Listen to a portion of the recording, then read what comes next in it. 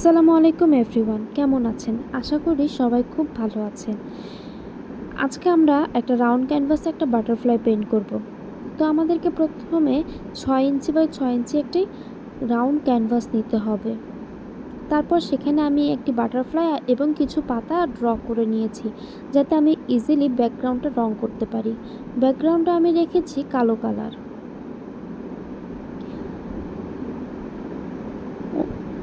আমি মূলত ইউজ করছি ম্যারিসের অ্যাক্রিলিক কালার। ব্যাকগ্রাউন্ড কালার করার পরে আমি পাতা রং করছি। পাতাতে আমি মূলত 3টা গ্রিন কালারের শেড দিয়েছি। সবগুলা পাতাতে 3টা গ্রিন কালারের শেড আমি দেইনি। কিছু কিছু পাতাতে 3টা গ্রিন কালারের শেড দিয়েছি, কিছু কিছু পাতাতে আমি 2টা গ্রিন কালারের শেড দিয়েছি।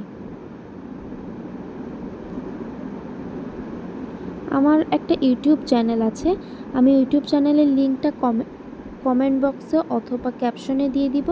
আপনারা সবাই সাবস্ক্রাইব করবেন এবং লাইক কমেন্ট করে পাশে থাকবেন। আমার এই পেন্টিংটা কেমন হচ্ছে সেটা অবশ্যই কমেন্ট করে জানাবেন এবং রিয়্যাক্ট দিবেন। ভালো লাগলে শেয়ারও দিবেন। আমি বাটারফ্লাইটা রং করেছি অরেঞ্জ কালার আর ইয়েলো কালারের শেড দিয়ে, যাতে ডিপ কালারের ব্যাকগ্রাউন্ডের উপরে একটু অরেঞ্জ আর ইয়েলো কালারটা ফুটবে বেশি, এটার জন্য।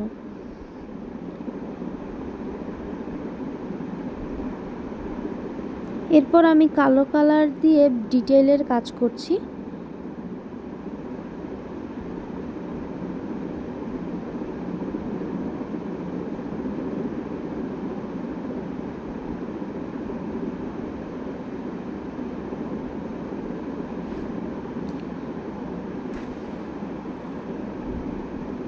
ফাইনাল লুকটা কেমন হয়েছে আপনারা সবাই জানাবেন। আল্লাহ হাফেজ।